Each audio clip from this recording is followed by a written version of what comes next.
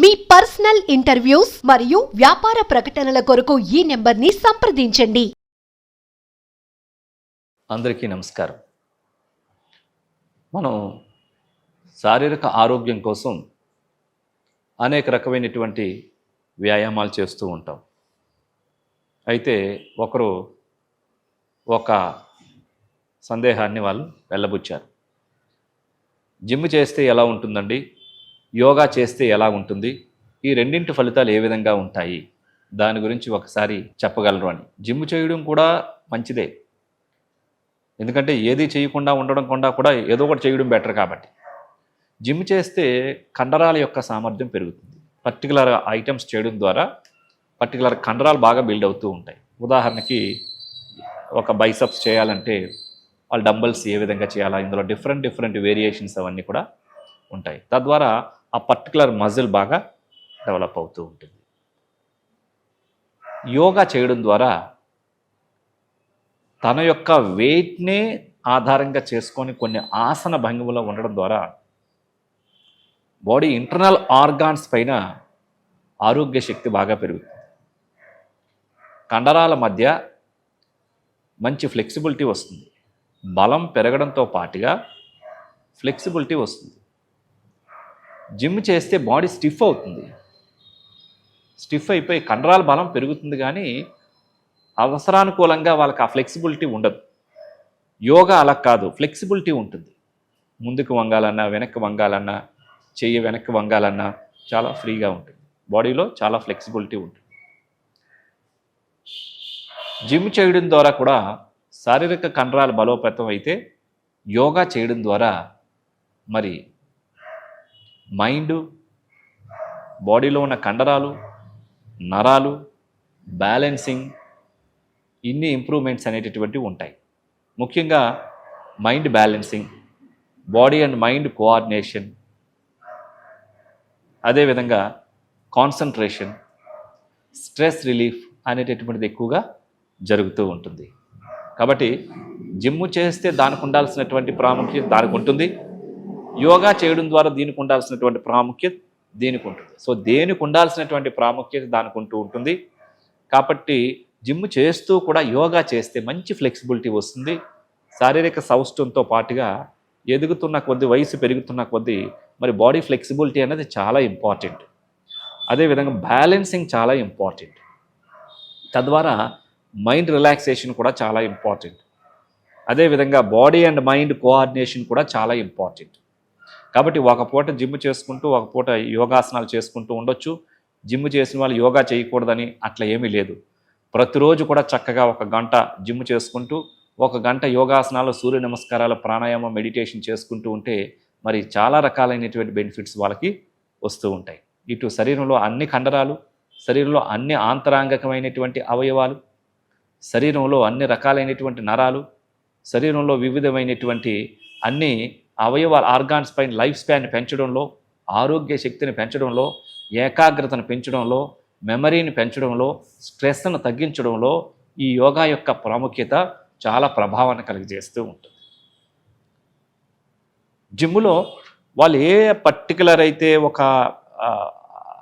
ఇది చేస్తున్నారో ఒక మజిల్ మీద, ఆ పర్టికులర్ మజిల్ మాత్రమే బిల్డ్ అవుతూ ఉంటుంది. కానీ యోగా అలా కాదు. కొన్ని నిల్చుని చేసే ఆసనాలు ఉంటాయి ప్రతిరోజు, కొన్ని కూర్చొని చేసే ఆసనాలు ఉంటాయి, కొన్ని సుపైన్ పోస్చర్లో వెళ్ళకల్లా పడుకొని చేసే ఆసనాలు ఉంటాయి, కొన్ని బోర్లా పడుకొని చేసేటటువంటి ఆసనాలు ఉంటాయి. సో వాళ్ళ యొక్క శరీరం యొక్క వెయిట్నే ఒక భంగిమలో సుమారుగా 20 నుంచి 30-40 సెకండ్లు ఆ స్థితిలో ఉండడం ద్వారా ఇది ఇంకా కష్టతరమైనటువంటి. బయట బరువుని ఎత్తడం చాలా సులభం, కానీ తన యొక్క శరీరాన్ని బరువునే తాను బ్యాలెన్స్ చేస్తూ ఉండడం అనేటటువంటిది చాలా ప్రభావం కలుగజేస్తూ ఉంటుంది. ఉదాహరణకి ఇప్పుడు భుజంగాసనం చేస్తే ఇది మెడ కండరాలపైన, థైరాయిడ్ గ్రంథి పైన, ఛాతి కండరాలపైన, ఊపిరితిత్తులపైన, వెన్నెముక పైన, పొట్ట పైన ప్రభావం కలుగజేస్తుంది. ఒక శశాంకాసనం వేస్తే తొడల కండరాలపైన, కాళ్ళ యొక్క పిక్కలపైన, చీలమండలపైన, వెన్నెముక పైన, మరి పొట్ట కండరాలపైన, ప్యాంక్రియాస్ పైన, జీర్ణాశయం పైన ఒక ఆసనం ఇన్నింటి మీద ఎటేటేం ప్రభావం కలిగజేస్తూ ఉంటుంది.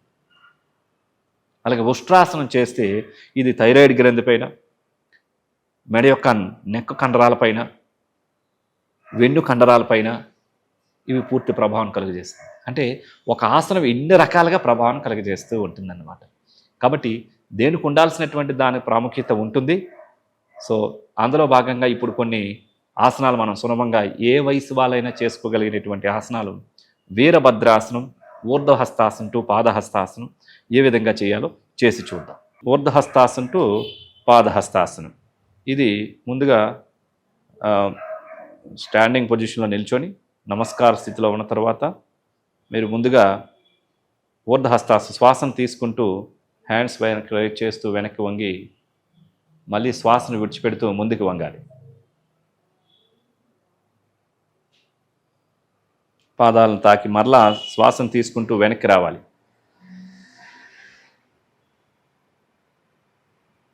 అలా పూర్తిగా శ్వాసను విడిచిపెడుతూ ముందుకు వంగాలి. కంటిన్యూ. 1 2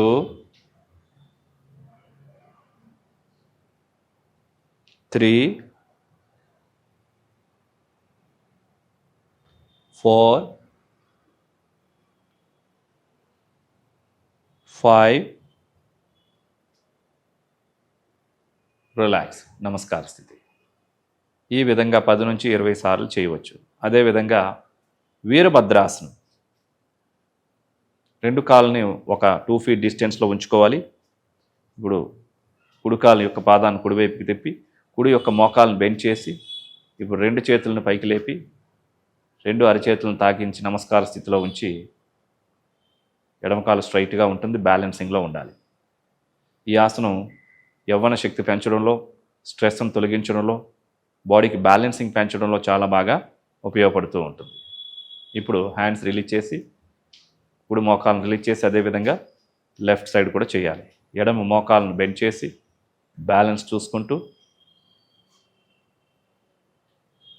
2 చేతులు పైకి లేపి ఆసన స్థితిలో స్థిరంగా ఉండాలి. ఇప్పుడు హ్యాండ్స్ రిలీజ్ చేసి ఎడమ మోకాలను రిలీజ్ చేయాలి. చూసారు కదండి, ఈ ఒక్కొక్క ఆసనం బాడీలో ఇంటర్నల్ ఆర్గాన్స్ పైన చాలామందికి ప్రభావం కలుగజేస్తాయి.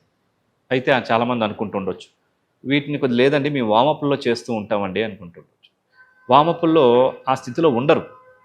కానీ ఆసన పొజిషన్ అంటే ఏంటంటే ఆ స్థితిలో ఇంకా ఎక్కువసేపు ఉండగలడం. చేసి చూపించడానికి తక్కువ టైం మాత్రమే ఉంచాం.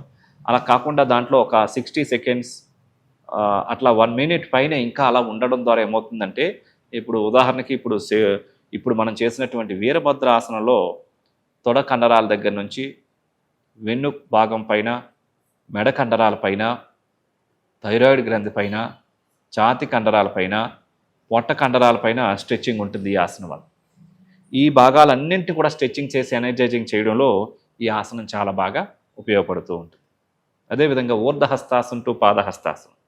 ఇది పూర్తిగా శరీరాన్ని అంతటిని కూడా వెనకాతల నరాల దగ్గర నుంచి మొదలుకొని, డైజెషన్ సిస్టమ్ దగ్గర నుంచి మొదలుకొని, ఇక పూర్తిగా బాడీకి ఫ్లెక్సిబిలిటీ తీసుకురావడంలో, పొట్టను తగ్గించడంలో, ఈ ఊపిరితిత్తుల పైన ఈ శ్వాసను తీసుకుంటూ శ్వాసను విడిచిపెట్టడం పైన ఈ ఆసనం యొక్క ప్రభావం ఉంటుంది. కాబట్టి ఆసనాలు చేయడం అనేటటువంటిది వివిధమైనటువంటి ఆర్గాన్స్ పైన చాలా ప్రభావాన్ని కలుగజేస్తూ ఉంటుంది.